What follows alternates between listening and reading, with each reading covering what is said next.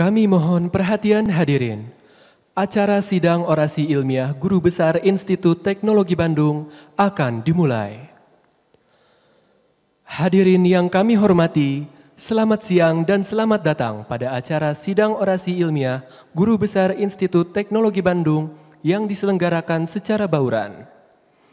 Pada hari ini, Sabtu 16 Maret 2024, kita akan bersama-sama mengikuti orasi ilmiah bersama 3 orang guru besar, yaitu 1. Profesor Insinyur Muhammad Abduh MT PhD dari Fakultas Teknik Sipil dan Lingkungan. 2. Profesor Pepen Arifin PhD dari Fakultas Matematika dan Ilmu Pengetahuan Alam. 3. Profesor Insinyur Kridanto Surendro MSc PhD dari Sekolah Teknik Elektro dan Informatika. Kepada Ketua Senat Akademik, Ketua dan anggota Forum Guru Besar, para dekan, Ketua Senat Fakultas Sekolah, dan para guru besar pemberi orasi ilmiah, kami mohon untuk berfoto bersama.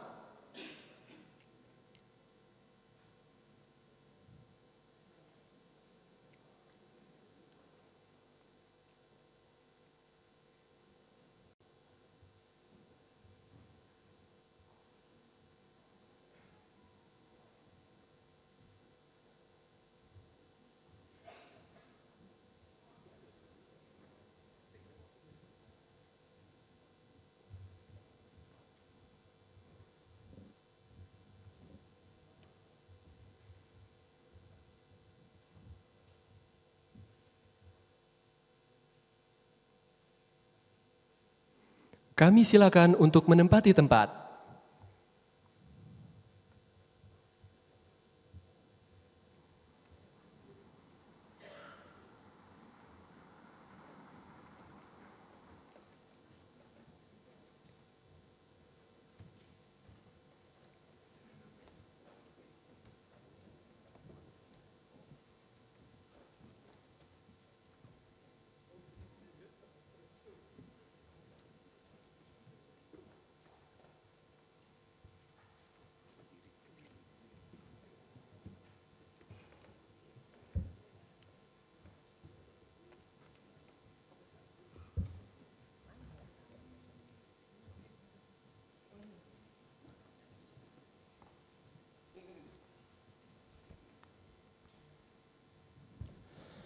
Lagu Kebangsaan Indonesia Raya dinyanyikan oleh seluruh hadirin.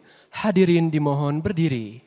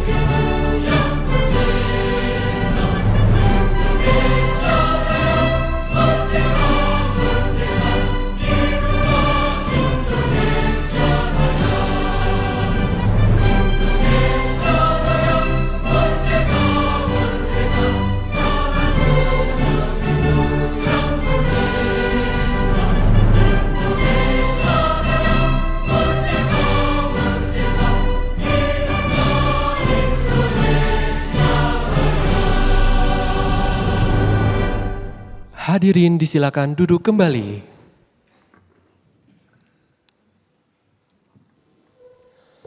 Pembukaan sidang orasi ilmiah Guru Besar Institut Teknologi Bandung oleh Ketua Forum Guru Besar Institut Teknologi Bandung. Yang terhormat Ketua Majelis Wali Amanat ITB atau yang mewakili, yang kami hormati Ketua Senat Akademik ITB, Rektor ITB, Sekretaris dan anggota Forum Guru Besar ITB, para dekan, Ketua Senat Fakultas Sekolah atau yang mewakili, serta tamu undangan luring dan daring yang kami muliakan. Assalamualaikum warahmatullahi wabarakatuh. Pada hari ini, Sabtu, tanggal 16 Maret tahun 2024, Forum Guru Besar Institut Teknologi Bandung menyelenggarakan sidang orasi ilmiah Guru Besar ITB, yaitu 1. Profesor Insinyur Muhammad Abduh, MT, PhD, dari Fakultas Teknik Sipil dan Lingkungan dengan judul orasi Manajemen Operasi Konstruksi untuk peningkatan kinerja proyek konstruksi di Indonesia. 2. Profesor Pepen Arifin, PhD, dari Fakultas Matematika dan Ilmu Pengetahuan Alam dengan judul orasi Pengembangan MOCVD untuk sintesis semikonduktor paduan dan aplikasinya. 3. Profesor Insinyur Kridanto Surendro, MSc, PhD, dari Sekolah Teknik Elektro dan Informatika dengan judul orasi Sistem Informasi Berkelanjutan. Kami mengucapkan terima kasih atas kehadiran Bapak, Ibu, Saudara-saudari di Gedung Aula Barat pada ruang virtual dan pada ruang virtual Zoom meeting. Dengan mengucapkan Bismillahirrahmanirrahim, sidang orasi ilmiah Guru Besar ITB resmi dibuka.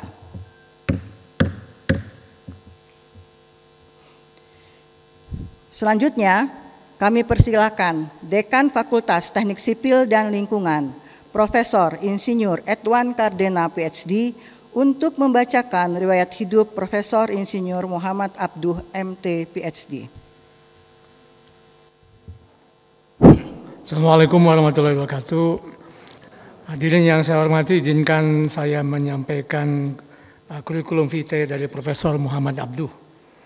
Nama Muhammad Abduh, tempat tanggal lahir di Bandung, 15 Agustus tahun 1969. Kelompok keahlian manajemen dan rekayasa konstruksi, fakultas adalah Fakultas Teknik Sipil dan Lingkungan, TMT GB tanggal 26 Juni tahun 2023. Nama istri adalah Lina Anggraini dengan 3 putra, yang pertama adalah Muhammad Rashid Ridho, Ali Zainal Abidin, dan Ibrahim Muslim Hanif. Profesor Muhammad Abduh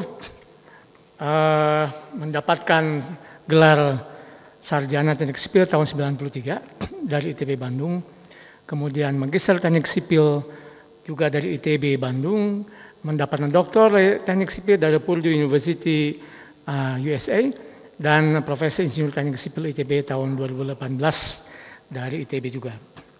Yang bersangkutan sangat panjang riwayat pekerjaannya. Telah memimpin berbagai institusi di ITB, dimulai dari sebagai bendahara proyek pengembangan P2T ITB sampai saat ini menjadi wakil rektor bidang keuangan, perencanaan, dan pengembangan. Kegiatan penelitian yang bersangkutan meneliti pada bidang-bidang operasi konstruksi, rantai pasok konstruksi, teknologi informasi konstruksi, dan konstruksi berkelanjutan. Sedangkan dana-dana penelitian yang bersangkutan peroleh baik dari dalam negeri maupun dari luar negeri, seperti misalkan dari ITB sendiri ada riset inovasi KK, ada riset pengembangan bottom up, ITB ada WCU, kemudian dari Dikti ada penelitian BPTNBH ITB hibah bersaing, kemudian ada juga dari internasional seperti UNCIDNet, MIT Indonesia, Melbourne Engagement Grant, University of Melbourne Australia, satu joint research dengan UT Malaysia, kemudian juga berkiprah dalam proyek ke Eropa Erasmus Plus dengan University of Warwick, United Kingdom. Yang bersangkutan telah mempublikasikan 113 artikel, majalah 2 nasional, 2 internasional, buku referensi 10 nasional, 3 internasional, proceeding conferences 34 nasional, 42 internasional, jurnal 6 nasional, 14 internasional. Pembimbingan dalam kurun waktu di antara 2010 sampai 2023, Profesor Muhammad Abduh telah membimbing 35 mahasiswa program sarjana sebagai pembimbing utama, 50 mahasiswa program magister sebagai pembimbing utama, 4 mahasiswa program doktor sebagai pembimbing utama, dan 9 mahasiswa program doktor sebagai co-pembimbing.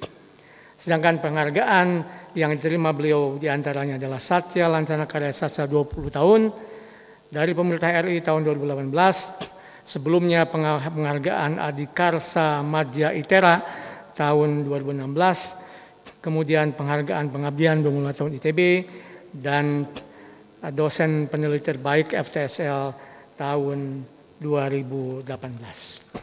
Demikian kurikulum vitae dari Profesor Insinyur Muhammad Abduh, PhD. Terima kasih. Berikutnya, kami persilakan Profesor Insinyur Muhammad Abduh, MT, PhD, untuk menyampaikan orasi ilmiah.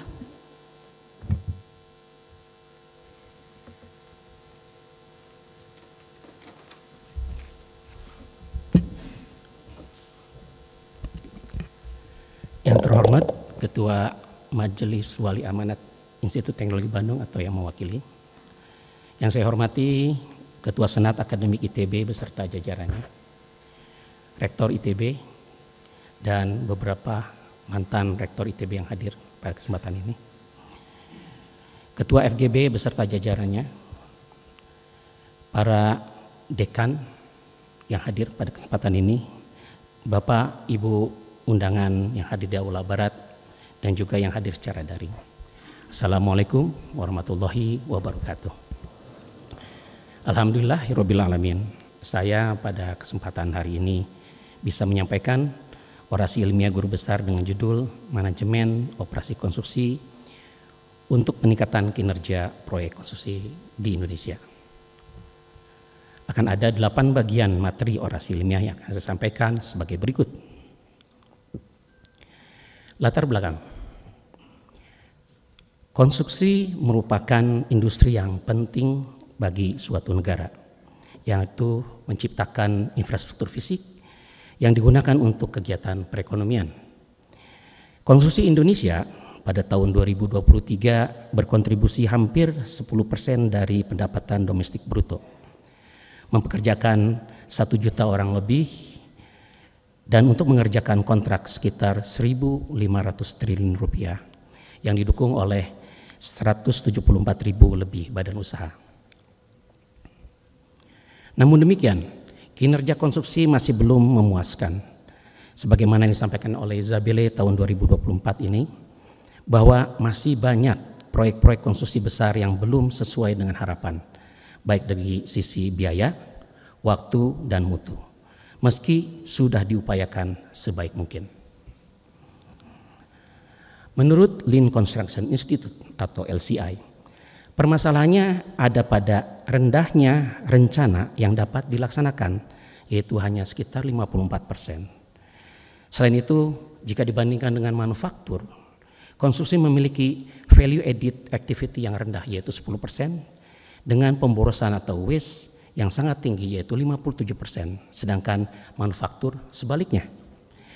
Menurut LCI, karena kita hanya fokus mengelola proyek, tetapi lupa akan produksi. Dengan demikian, kita harus belajar dari manufaktur. Mari kita lihat natur konstruksi itu sendiri seperti apa. Per definisi, konstruksi adalah produksi tetapi memiliki 4 ciri berikut, yaitu kompleks, menghasilkan produk yang unik, dilakukan di lokasi penyerahan produk, dan dilakukan oleh tim yang sifatnya sementara. Konstruksi dikategorikan pada bagian kiri atas dari matriks proses dan karakteristik produk. Padahal sebenarnya di lapangan, semua proses dan karakteristik produk dapat saja terjadi di konstruksi, dan ini membuat kompleksitas semakin tinggi. Perbandingan proses di lapangan antara manufaktur dan konstruksi bisa digambarkan sebagai berikut. Manufaktur dengan conveyor belt di lantai kerja menunjukkan pekerja yang diam dan produknya berjalan. Sedangkan di konstruksi sebaliknya, di lokasi proyek pekerja berjalan sedangkan produknya diam. Perbedaan proses dan produk ini menyebabkan praktisi dan ahli di konstruksi ragu-ragu menggunakan ilmu yang ada pada manufaktur untuk diterapkan di konstruksi. Buku ini adalah buku tertua dalam manajemen konstruksi, ditulis oleh Daniel Jacob Howard tahun 1918 sebelum kampus ITB dibangun. Berjudul Modern Management Applied to Construction. Disebut modern karena mencoba mengaplikasikan ilmu manajemen sains yang ada di manufaktur kepada konstruksi, menggantikan saat itu praktek konstruksi yang berdasarkan pada pengalaman, logika, perhitungan sederhana, dan insting. Disampaikan bahwa penerapan manajemen sains ini hanya bisa dilakukan di konstruksi untuk pekerjaan-pekerjaan yang memenuhi 3 persyaratan ini, yaitu 1. Adanya perulangan gerakan yang dikerjakan oleh banyak orang, dan orang-orang tersebut berkelompok mengerjakan pekerjaan yang sama. Jika dibandingkan pada daur hidup produknya, terdapat kemiripan sebenarnya antara manufaktur dan konstruksi. Terdapat 2 blok yang sebelah kanan yang berwarna biru dan hijau. Itu mirip. Yang berbeda adalah pada tahapan produksi dan konstruksi yang berwarna kuning. Pada manufaktur, blok berwarna kuning terdiri dari proyek pengembangan dan produksi, di mana untuk lingkup proyek pengembangan digunakan ilmu manajemen proyek, sedangkan untuk lingkup produksi digunakan ilmu manajemen operasi. Semuanya dilakukan oleh satu entitas, yaitu produsen dan terintegrasi. Pada konstruksi, blok berwarna kuning ini terfragmentasi, ditandai oleh adanya panah yang berwarna putih, yang setiap tahapan dilakukan oleh pihak yang berbeda, pemilik, perencana, perancang, dan kontraktor. Keseluruhan tahap ini disebut sebagai proyek konstruksi dan dikelola menggunakan ilmu manajemen proyek, sebagaimana ilmu yang digunakan di manufaktur. Pertanyaannya, ilmu manajemen operasi apakah tidak digunakan di konstruksi? Profesor Halpin, dikenal sebagai bapak simulasi di konstruksi, memperkenalkan tingkatan atau hierarki konstruksi dan menunjukkan bahwa ada perulangan atau cyclic, yaitu pada lingkup tugas, proses, dan operasi yang kemudian disebut sebagai operasi konstruksi. Jika digambarkan lebih detail, hierarki tersebut menjadi 3 ranah. Pertama, mikro, meso, dan makro. Pada ranah makro, ilmu yang digunakan adalah manajemen industri dan makroekonomik. Kemudian di ranah meso, manajemen perusahaan dan manajemen proyek. Adapun pada ranah mikro, menggunakan manajemen operasi. Pada ranah mikro inilah produksi terjadi di lapangan dan merupakan pekerjaan yang berulang, sehingga penerapan manajemen sains pun cocok diterapkan sebagaimana disampaikan oleh Daniel Howard.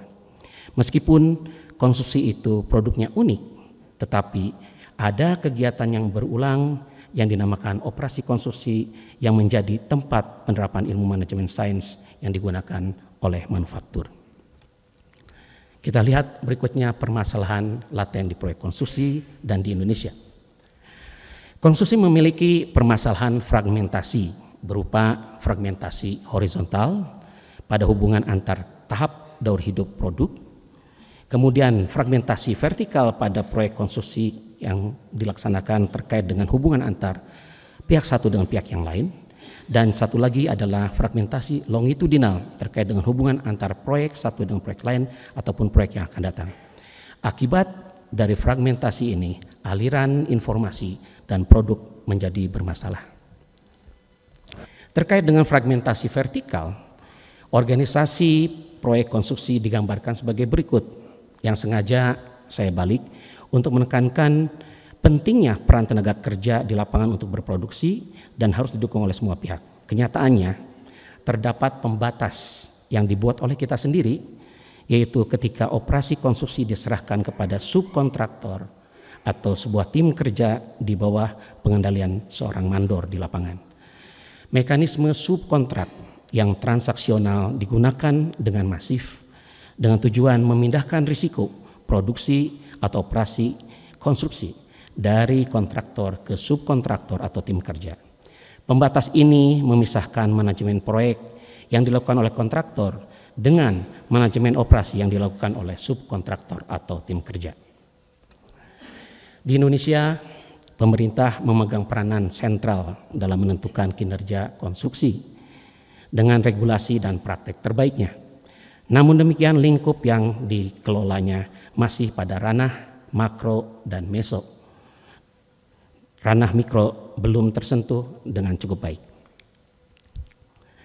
Mari kita lihat lebih lanjut perkembangan ilmu terkait dengan penyelenggaraan konstruksi. Menurut Senoy dan Zabele, terdapat 3 era perkembangan penyelenggaraan proyek. Era pertama adalah era di mana manajemen sains karya Taylor, Gunn, suami istri Gilbert diadopsi oleh konstruksi seperti yang digambarkan dalam bukunya Daniel Howard, yang difokuskan untuk mendapatkan yang terbaik dari pekerja dengan menggunakan misalnya time motion studies dan juga teknik bar chart. Era kedua merupakan upaya untuk menjadikan proyek lebih terprediksi dengan berbagai metode penjadwalan seperti CPM, PERT, Earned Value Management System, Linear Scheduling, serta hadirnya PMBOK atau Project Management Body of Knowledge. Sebenarnya terdapat juga perkembangan ilmu manajemen sains seperti yang dikembangkan oleh Toyota Production System melalui Shigeo Shingo dan juga Theory of Constraint-nya Goldratt. Namun perkembangan itu tidak diadopsi di konstruksi karena merasa itu hanya digunakan di manufaktur. Adapun era ketiga ditandai dengan adanya pemikiran tentang Lean Principle dari Womack dan diterapkan oleh Koskela dalam Lean Construction yang mengarah pada adopsi kembali ilmu sains manajemen untuk perbaikan sistem produksi. Beberapa ahli menilai PMBOK lah yang membuat manajemen operasi ditinggalkan oleh konstruksi karena disebut berada di luar lingkup daripada manajemen proyek. Padahal yang dimaksud adalah manajemen operasi dalam tahapan pemanfaatan produk konstruksi atau operation and maintenance. Jadi khusus untuk konstruksi, produksi ada pada ranah mikro yang berulang. Jadi terdapat kebutuhan untuk memperluas lingkup manajemen proyek pada konstruksi yang juga melingkupi manajemen operasi konstruksi di lapangan. Dalam manajemen operasi, ilmu sains operasi yang terkait dengan teori antrian seperti Little's Law, Kingman's Equation perlu dipahami. Grafik dan formula ini menunjukkan keinginan untuk mencapai utilisasi kapasitas 100%, terutama dalam lingkungan yang sangat bervariasi, adalah kontraproduktif terhadap kinerja sistem produksi secara keseluruhan. Terlihat pada gambar. Dengan semakin tinggi variabilitas, maka kurva akan semakin bergeser ke sebelah kiri. Untuk mengurangi variabilitas, penyangga atau buffer harus dibuat, baik berupa persediaan atau inventory, kapasitas ataupun waktu. Terlihat di sini bahwa persediaan itu dapat berbentuk pekerjaan dalam proses atau work in process atau WIP, atau dalam bentuk simpanan stok atau dalam bentuk antrian. Besarnya persediaan, terutama WIP, harus juga dikendalikan karena akan berdampak pada kinerja produksi secara keseluruhan atau throughput dan menggambarkan banyaknya pemborosan atau waste, sehingga perlu penetapan yang disebut sebagai zona WIP optimal. Mari kita lihat perkembangan keilmuannya. Yang pertama adalah Lean Construction. Beberapa tokoh Lean Construction akan saya perkenalkan, begitu juga kontribusinya. Yang pertama adalah Laurie Koskela yang merupakan tokoh utama daripada Lean Construction yang mengusulkan perubahan paradigma produksi di konstruksi yang biasanya berpikir terkait dengan transformasi atau T.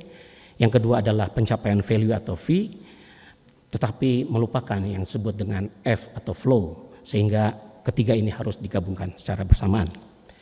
Untuk mencapai itu, Glenn Barrett memperkenalkan yang disebut sebagai The Last Planner System atau LPS, yang mencoba mengikutsertakan yang disebut The Last Planner atau orang terakhir yang mampu merencanakan pekerjaan di lapangan dengan baik. Kemudian Greg Howell, dia adalah co-founder dari LCI dan juga LPS yang sudah lama memperkenalkan penerapan sains manajemen di konstruksi dalam bukunya yang terkenal ini. Ketika bertemu dengan saya di Finlandia, beliau memberikan dadu kepada saya sebagai pesan untuk menyebarkan Lean Construction di Indonesia. Sven Bertelsen adalah seorang praktisi di Denmark yang sudah berpuluh-puluh tahun berupaya untuk memperbaiki kinerja konstruksi di Denmark, dan setelah menemukan Lean Construction, beliau menemukan itu solusinya. Tetapi beliau berpesan untuk meningkatkan kinerja proyek konstruksi bukan dengan merubahnya menjadi manufaktur, tetapi justru berfokus pada proses konstruksi itu sendiri. Iris Tomelin menggambarkan dengan baik bagaimana hubungan antar satu subkontraktor dengan tim kerja yang lainnya atau trades dengan yang lainnya seperti sedang berparade atau berbaris, dan jika terjadi variasi kapasitas daripada masing-masing akan mempengaruhi penyelesaian produk akhir. Berikut adalah beberapa Lean Construction Tools yang sangat terkenal dan efektif yang banyak digunakan. Pertama adalah Work Structuring, kemudian The Last Planner System, dan Tight Time Planning. Kontribusi saya dalam kegiatan konstruksi ramping ini, pertama dimulai tahun 2000-an dengan dibantu oleh KKMRK ITB, membuat sebuah riset agenda yang disebut sebagai Toward Lean Construction in Indonesia dari tahun 2005 sampai 2022, dan juga bergabung dengan kelompok yang disebut dengan International Group for Lean Construction. Dan mulai tahun 2019 beberapa BUMN, kontraktor BUMN sudah mulai menerapkan Lean Journey ini, dan untuk itu kami sediakan forum berbagi kerampingan dan juga YouTube channel untuk berbagi dengan masyarakat umum. Kegiatan kompetisi konstruksi ramping atau K2R kami selenggarakan dimulai tahun 2016, yang merupakan simulasi penggunaan The Last Planner System dalam sebuah proyek bangunan dengan menggunakan Lego. Kini berubah menjadi K2R yang merupakan kolaborasi dengan industri yaitu PT PP Persero dan Nibble Software. Dan sekarang ini kami sedang membangun startup-nya. Yang kedua adalah Project Production Management atau PPM.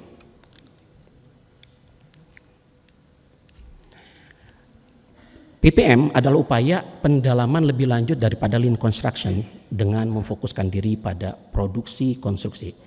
Todd Zabele membedakan manajemen produksi dengan manajemen proyek sebagai berikut, di mana manajemen produksi harus memperhatikan bagaimana produk didesain, kemudian prosesnya didesain, kemudian mengelola kapasitas pelaksana atau subkontraktor, juga persediaan yang dibutuhkan, juga variasi yang terjadi di lapangan.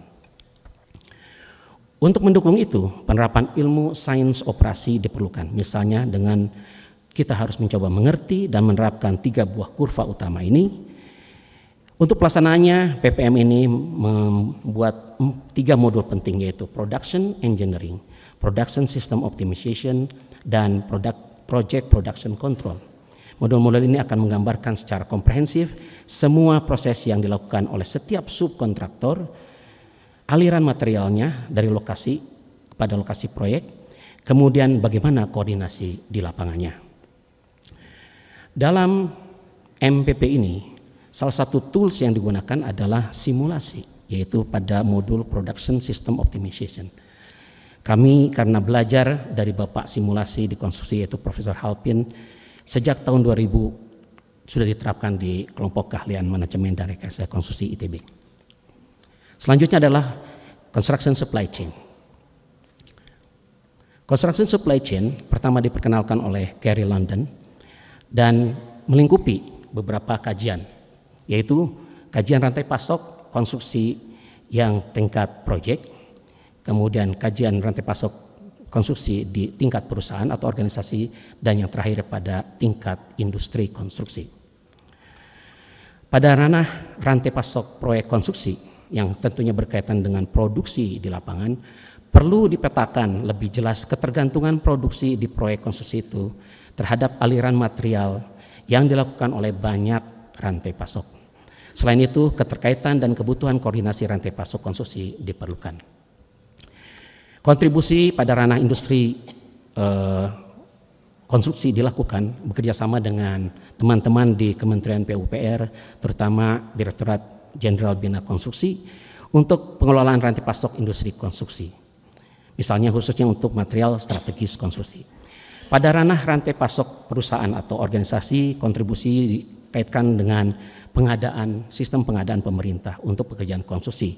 Misalnya berkaitan dengan kematangan ULP Kementerian PUPR dalam melaksanakan proyek-proyek konstruksinya. Dan pada ranah rantai pasok proyek konstruksi, inisiatif sedang dikembangkan untuk membangun layanan logistik pihak ketiga atau third party logistik yang diperuntukkan untuk kontraktor kecil. Yang terakhir adalah Construction 4.0. Profesor Skimnisky adalah pembimbing doktor saya di Purdue University, dikenal sebagai Bapak Robotik di konstruksi, yang membimbing saya dalam bidang konstruksi 4.0 sejak sebelum saya berangkat ke sana dengan saya membaca buku-bukunya, dan dibimbing oleh beliau untuk belajar melakukan review di jurnal Automation in Construction yang sekarang sangat terkenal. Untuk mendukung produksi konstruksi, maka diperlukan 3 pilar penting, yaitu otomasi, industrialisasi, dan digitalisasi, atau lebih dikenal dengan konstruksi 4.0, yang harus terintegrasi tentunya dengan pendekatan ilmu sains operasi dan dukungannya kepada produksi lapangan. Penerapan yang dilakukan seperti di digital twin atau virtual design and construction, dan juga PPM itu sendiri dengan menggunakan CAPE atau Computer Aided Production Engineering perlu dilakukan dengan menggabungkan metode concurrent engineering dengan 3D dan 4D BIM. Kontribusi terkait dengan ICT ini banyak dilakukan pada masa-masa awal sekembalinya saya dari sekolah dokter, karena terkait dengan disertasi saya. Seperti bagaimana kontraktor mengelola ICT-nya. Kemudian selanjutnya saya memulai lagi penelitian terkait dengan sistem informasi yang terintegrasi, big data, dan juga BIM. Saya juga membantu adopsi teknik sipil untuk pendidikan terkait dengan BIM, dan juga penerapan daripada CDE untuk proyek ITB Innovation Park di Gede Bage. Yang terakhir adalah rekomendasi yang tentunya dari kegiatan manajemen operasi konstruksi. Saya termotivasi oleh kawan saya, TK Chen, yang ketika datang ke ITB sebagai visiting professor bertanya, in Indonesia, who teaches students how to build? Pertanyaan ini membuat kami sadar, karena kami ini terlalu fokus mengajarkan how to design, tetapi kurang mengajarkan how to build. Beberapa rekomendasi saya listkan di sini. Tentunya rekomendasi ini akan dialamatkan ke semua stakeholders konstruksi Indonesia. Namun untuk menjawab pertanyaan TK tadi, saya yang mengklaim sebagai guru besar di bidang manajemen operasi konstruksi tertantang untuk berperan aktif agar kinerja proyek konstruksi di Indonesia meningkat melalui penyebaran dan pengembangan ilmu manajemen operasi konstruksi yang benar di Indonesia, tentunya dengan bekerja sama dengan semua pihak yang terkait. Perkenankan saya menyampaikan ucapan terima kasih saya. Yang pertama tentunya kepada orang tua saya, Abah, Ibu,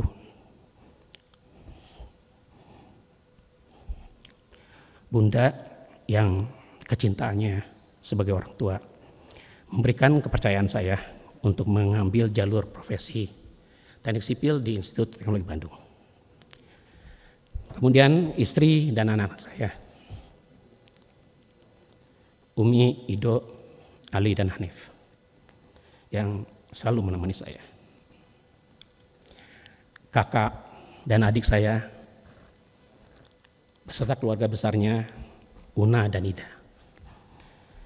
Kemudian keluarga besar Bogor, Aki, Nin, Aa, Teteh, Teli, dan Neneng, Akang dan Oga, yang memperbesar lingkaran kekeluargaan yang selalu saya syukuri. Dan tentunya semua keluarga saya yang lainnya, yaitu keluarga Sulaiman dan juga keluarga saya di Ternate. Begitu juga kepada para guru saya. Gambar yang sebelah kiri atas adalah ketika saya disematkan oleh Profesor Sahari Besari, ijazah pertama. Dan tentunya guru-guru yang lain, mulai dari taman kanak-kanak hingga SMA. Dan juga para dosen perguruan tinggi dari taman sarjana hingga doktoral. Yang tidak bisa saya sebutkan satu-satu, yang membuat saya menjadi seperti ini. Kepada kolega kakak MRK ITB yang selalu menjadi teman diskusi di rumah kedua saya, dan juga teman berkarya dalam bidang profesi manajemen rekayasa konstruksi, Pak Roharjanto, Pak Purnomo Sukirno, Pak Krisna Pribadi, Ibu Putih Farida, Pak Rizal Tamin, Pak Bimo Sumardi, Ibu Reni Wiradakusuma, Ibu Ima Fatima, Ibu Iris Mahani, Ibu Rani Pradoto, Ibu Eliza Puri, Pak Budi Hasiholan, Pak Mev Rinaldi, Pak Unang, dan Ibu Nia. Para kolega senior saya yang memberikan rekomendasi, tentunya saya ucapkan terima kasih. Pak Krisna Pribadi, Ibu Putih Farida, Pak Masyur Isham, Pak Iswandi Imran, Pak Senator Nur Bahagia, Pak Carmadi Mahbub, Pak Agung Wibowo dari Undip, dan Pak Priyo Suprobo dari ITS. Demikian juga Miroslav J. Skimniski dan Po Hanchen. Dan juga terima kasih kepada kolega dosen teknik sipil FTSL ITB yang selalu menjadi kawan dalam pendidikan teknik sipil dan juga profesinya. Kepada teman-teman kolega di manajemen ITB, Ibu Rektor, para Wakil Rektor, Sekretaris Institut, para Direktur, yang bersama-sama dengan penuh sukacita mengabdikan diri dalam pengembangan institusi di ITB. Para rekan-rekan mitra kerjasama saya, baik di bidang pendidikan, penelitian, pengabdian masyarakat, Institut Teknologi Sumatera, BMPTTSSI, Forkom, Kaprodi, Kementerian PUPR terutama Direktorat Jenderal Bina Konstruksi, LPJK, kawan-kawan kontraktor BUMN dan konsultan. Dan tentunya saya juga berterima kasih kepada para mahasiswa sarjana, magister, dan doktoral yang saya bimbing. Dan tentunya tidak lupa sahabat, kawan sepermainan saya sejak kecil hingga kini, keluarga Boilermakers, Sipil 88, Alsi ITB, keluarga alumni SMA N3 Bandung, SMN 1 Tasikmalaya, SMPN 1 Tasikmalaya, SMPN 1 Sumedang, SD Pakuwon 1 Sumedang, SD Cikole Sukabumi. Terima kasih, terima kasih, terima kasih. Saya akan menyampaikan kode kehormatan guru besar saya. Bismillahirrahmanirrahim. Dengan mengemban amanah Guru Besar Institut Teknologi Bandung, saya akan menjaga kehormatan guru besar dengan selalu meningkatkan kompetensi keilmuan, membangun lingkungan masyarakat keilmuan saya, serta memberikan keteladanan dan manfaat atas keberadaan saya. Untuk itu, saya akan selalu memegang teguh janji dan ucapan saya, mempertahankan integritas dengan menjaga kejujuran, kepercayaan, kebijaksanaan, keadilan, saling menghormati, bertanggung jawab, dan menjaga nilai-nilai ITB dan masyarakat. Semoga Allah Subhanahu wa Ta'ala, Tuhan Yang Maha Esa, selalu memberikan petunjuk dan lindungan kepada saya. Bandung, 16 Maret 2024, Profesor Muhammad Abdul. Demikian, terima kasih. Assalamualaikum warahmatullahi wabarakatuh.